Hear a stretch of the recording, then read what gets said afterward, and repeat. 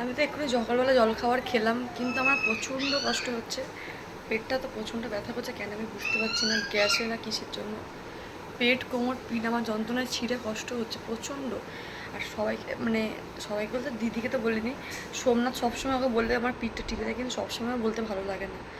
আর আমি যে পেটে যেটা ফিল করি, মানে যেরকম সে বলে না লাথি মারছে, কিক করছে বলি, যে টেরা দেখা হয়ে যায়। আমি একটা ভিডিও নিয়েছি, ভিডিওটা ক্লিপটা তোমাদের সঙ্গে অ্যাড করে দিচ্ছি, তোমরা দেখো, তোমাদেরও ভালো লাগবে, ঠিক আছে?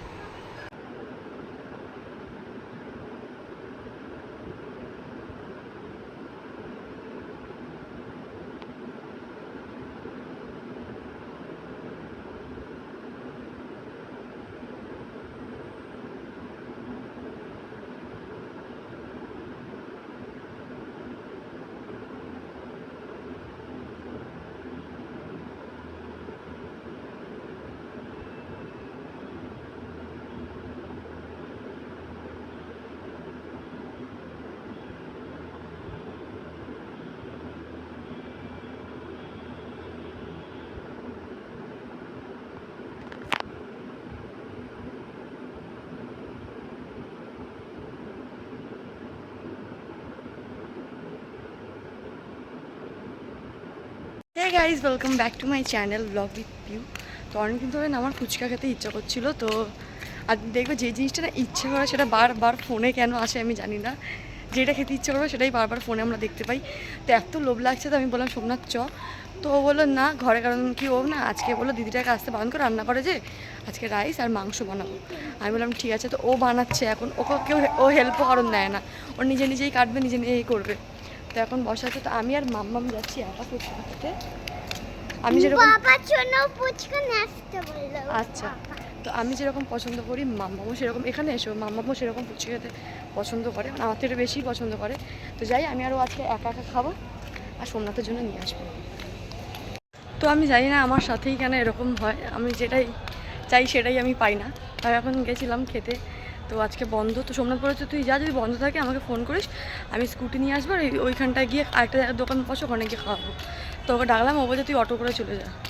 তাই বললাম ছেড়ে দিলে আমি চলে আসছি।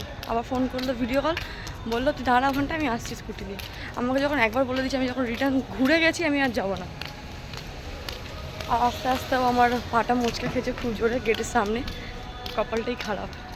তো চলো ঘরে যাই। তো সোমনাথ আজকে বলেছিল বানাবে রাইস, আর আজকে দিদিদের আসার কথা ছিল, তো আজকে ওরা এলো না, তো ওদের জন্য তুলে রাখা হবে। কিন্তু সোমনাথের এখানটা মাংস কষা হয়ে গেছে, ঝাল, এতে ক্যাপসিকাম দিয়েছিস? হ্যাঁ। আর এটা মামামের রাইস, আর আমাদের দুজনের রাইস এখন হবে, আমাদের দুজনের না চারজনের, কারণ ওদের জন্য তুলে রাখা হবে। গ্যাস জ্বলছে না? তো একে খুব মুখ করেছে, আমি আর দোকানে গিয়ে তালা খুলতে পারছি না। তো একে খুব মুখ করেছি, তার কারণ হচ্ছে কি ও মামামকে পড়াচ্ছে, যে ও সবার জন্য নাকি আলাদা আলাদা করবে করবে বলেছিল, ওই জন্য মুখ করেছি ওকে। খুব ফ্যাচাং করে এ। বললাম দিদিটা আসুক, দিদি তোকে হাতে হাতে করে মানে কেটে কেটে দেবে, তারপর তুই রান্না করবি। না আমি একা করবো। না এবার একাই করো, একাই তেলটা আবার গিয়ে বের করো, আমি বের করতে পারবো না। বলেছিলাম মেহেন্দি পরিয়ে দিতে, পরিয়ে দিয়েছিলি? বলেছিলাম ফুচকা খাওয়াতে, খাবিয়েছিলি? বলেছিলাম সিমাইটা গরম করে দিতে, করেছিলি? কিচ্ছু করিস না। আমি চলে যাচ্ছি এখন ঘরে, মাম্মাম পড়তে বসছে। না আমি তেল ভরতে করতে পারবো না। না না না, কে বলেছে? না আমি বলছি না। হ্যাঁ হ্যাঁ, ঘর তজনজ করে দিয়েছে এই জায়গাটা, তজনজ। দেখ দিদি আমি কিন্তু কিচ্ছু করিনি, আমি আসিনি তোর রান্নাঘরে। আমি পরিষ্কার করে দেবো। করো, ভালো তো করলে। তো আজকে অনেক সকালবেলা ওঠা হয়েছে, আমি উঠেছি ঠিক 6:55, তো তাও আমার জন্য না। পরে একটা নতুন মেহমান এসেছে যে আমাদের ঘুম সহ্য করতে পারছে না, আর তার মধ্যে কালকে রাত্রিবেলা এক গ্লাস দুধ খাওয়ার পর পেটটা এমন গ্যাসে হয়েছে কি জানি না, পেটটা মানে মনে হচ্ছে ফুলে গেছে, টাইট টাইট লাগছে। তো পেটটা একটু টাইট টাইট লাগছে। তাই আমি সকালবেলা উঠে দেখে আমার পেছনের পিঠ ব্যথা তো করছেই, আর পেটের এই ঘরগুলো ব্যথা করছে, প্রচুর ব্যথা করছে। আর একটু পেটটা একটু টাইট টাইট ফোলা ফোলা লাগছে, আমি বুঝতে পারছি গ্যাসে হচ্ছে, কিন্তু ব্যথা হচ্ছে, উদ্গন্ডি হচ্ছে না, আমার ব্যথা হচ্ছে, কি কিন কিন কিন কিন ব্যথা হচ্ছে এই কোমর দুখানে। মামাম যখন প্রেগনেন্ট, মামাম যখন পেটে ছিল তখন এরকম হতো না? আমি দিদিকে এটাই বলছিলাম, আমার এখানে কান্না পাচ্ছিল। মামাম যখন আমার পেটে ছিল আমি তখন কোনো শরীর খারাপ আমার লাগতো না, আমার শুধু বমি হতো। আর এই প্রথম 4 মাস কিছু খেতে পারিনি, তারপরে আমি সব খেয়েছি। আর এই প্রেগনেন্সিতে আমার কি হচ্ছে, আমার কিছু খেতে ইচ্ছা করছে না, বাইরের খাবারও না। যদি ইচ্ছা করছে তো মানে ঘরে বানানো কিছু কিছু রান্না, যেরকম বলেছি মায়ের একটা নারকেল নাড়ু, ইলিশ ভাজা, বাবা তো ইলিশ মাছ নিয়ে এসেছে, কিছু কিছু মানে ঘরের রান্না। বাইরের চাউমিন, মোমো, পিজা এগুলো আমার ইচ্ছা করছে না। আর কি বলছিলাম, হ্যাঁ, নিজেকে অসুস্থ মনে হচ্ছে, প্রেগনেন্ট মনে হচ্ছে না। যারা প্রেগনেন্ট তারা কিন্তু অ্যাকচুয়ালি শুধু পেটে বাচ্চা, তারা কিন্তু অসুস্থ না, সেটা আমি জানি, কিন্তু আমার নিজেকে অসুস্থ মনে হচ্ছে। আমি বেশিক্ষণ না দাঁড়াতে পারছি, বেশিক্ষণ না বসতে, আমি সেই 6টা থেকে উঠে বসে আছি বিছানায়, কত বসে বসে শুনতে পাচ্ছি না, পেটটা ব্যথা করছে, নিজেকে অসুস্থ মনে হচ্ছে। আমার কান্না আছে, কিন্তু ভাবছি আমি এরকম দুর্বল হয়ে পড়ছি যে যখন ডেলিভারি হবে তারপরে আমার কী হবে সেটা ভাবছি।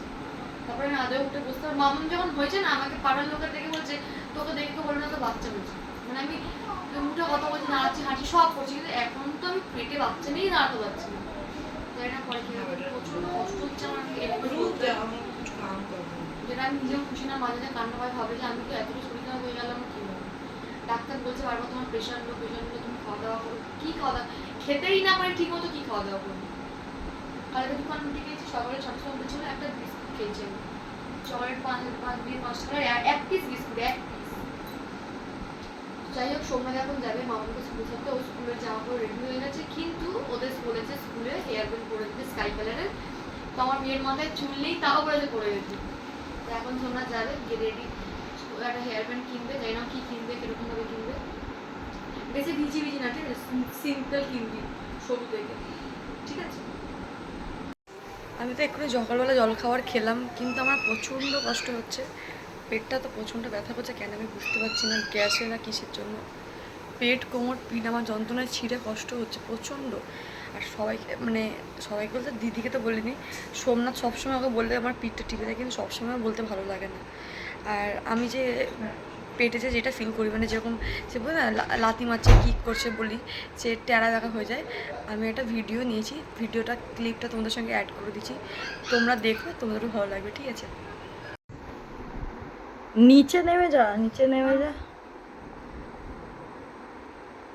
इसका ये देख, बेड के ऊपर पागल। প্রচণ্ড পেট ব্যথা করছে আমার,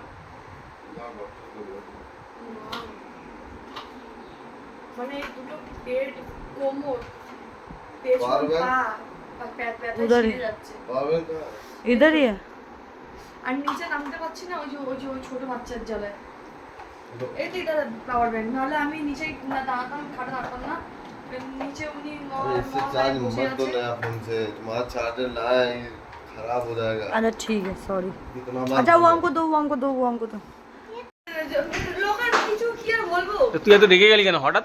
তুই আমাকে যতক্ষণ বলি ভিডিও তখন তুই ভিডিও করাটা সে কখন ক্যামেরা ঠিক আছে, উল্টো আবার বলে দেখবি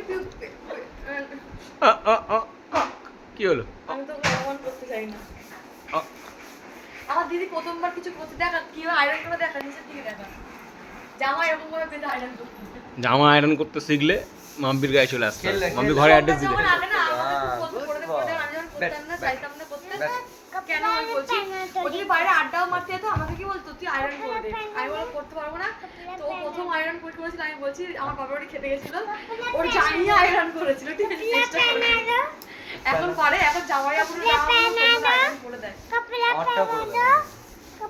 আমারটা তো এখন জল খাবারের তৈরি হচ্ছে, আজকে হবে কি ভালো রান্না, সেটা আমি পরের ব্লগে বলছি।